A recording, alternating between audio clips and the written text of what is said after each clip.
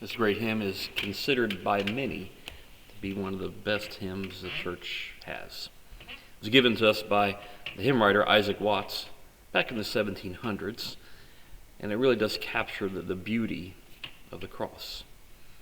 This weekend here at Park, we're going to be having an art gallery to kind of celebrate the cross as it is seen by the people who were there, those who were present at the crucifixion of Christ, how they may have viewed the cross. So I encourage you to come out and join us this weekend on Saturday between 6 and 8.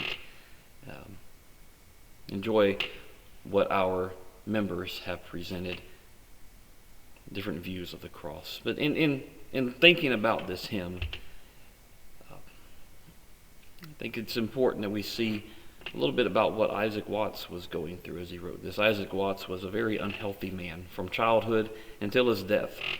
At his young age, he contracted smallpox, and that would stay with him really for much of his life, the effects of it. He was very diminutive. He was only about 5 feet tall. He contracted a fever at 38 that would continue to affect the rest of his life as well. The last 36 years of that life, he was an invalid. Couldn't get out of bed.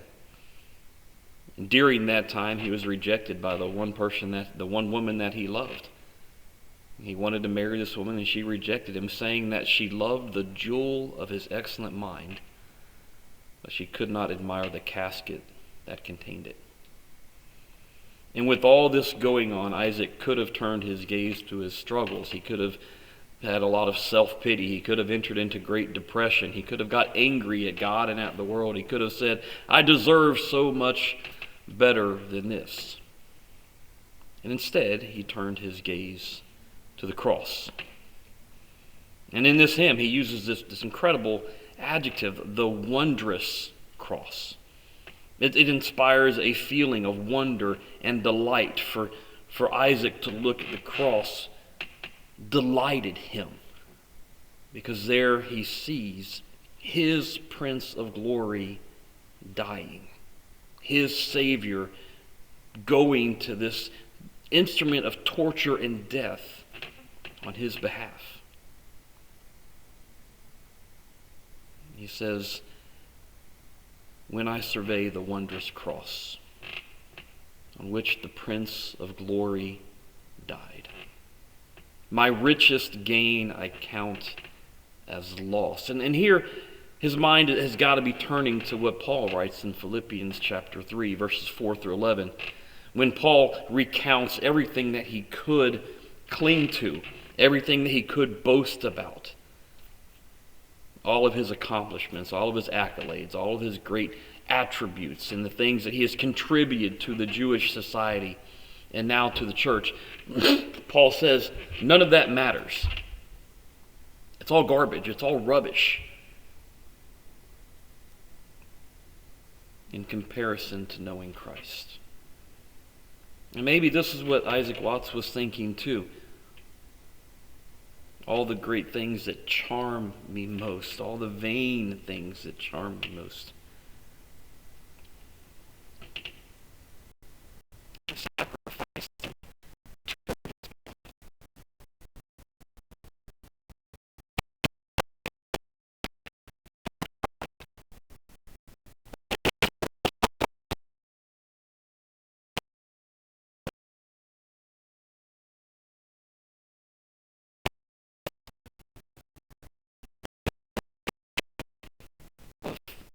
who he desired to have as a bride.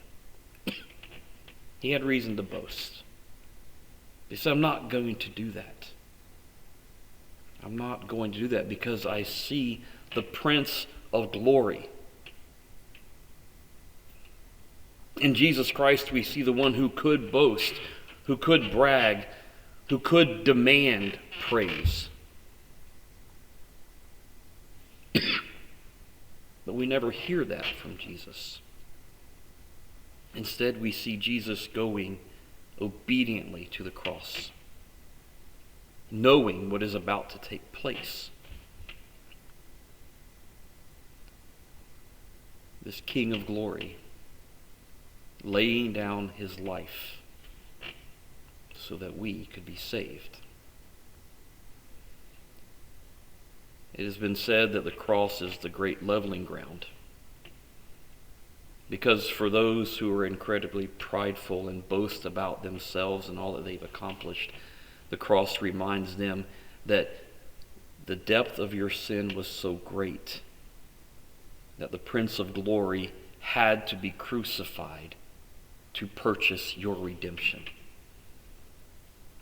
But for those who are shameful, who have low self-esteem, who consider themselves to be worthless, the cross says to them, the great Prince of Glory cared so much for you and loved you so much that he was willing to die in your place.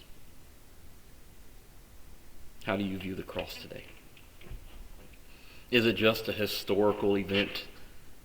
Was Jesus just another one of the many thousands who would die this death? Or does the cross of Christ carry great power, great meaning? Is it really the turning point in all of history, as the Christian church has proclaimed for millennia now? How do you view the cross?